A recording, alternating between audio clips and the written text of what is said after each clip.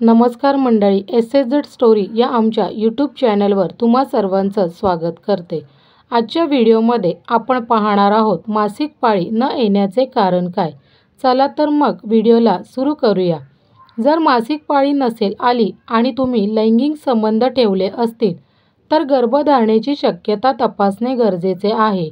यासाठी घरगुती pregnancy taste करून किंवा डॉक्टरांकडून रक्त तपासणी करून खात्री करावी।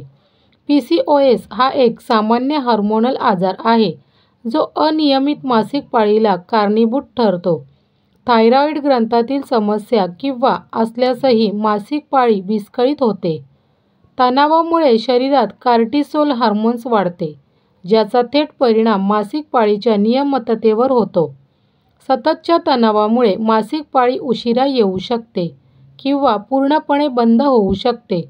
अतिवजन किंवा अचानक वजन कमी झाल्यास शरीरातील एस्ट्रोजेन हार्मोनचे संतुलन बिघडते। खूप वजन कमी झाल्यास शरीरातील फॅट कमी होते, ज्यामुळे मासिक पाळी बंद होण्याची शक्यता असते। व्यायामाच्या अतिरेकामुळे हार्मोन्समध्ये बदल होऊन मासिक पाळी चुकू शकते। खेळाडू किंवा शरीर सौष्ठ करणाऱ्या महिलांमध्ये ही समस्या अधिक प्रमाणात दिसून येते।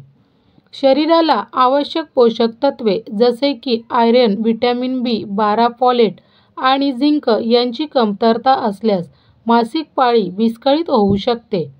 तर मित्रांनो, हे होते मासिक पाळी न येण्याचे कारण।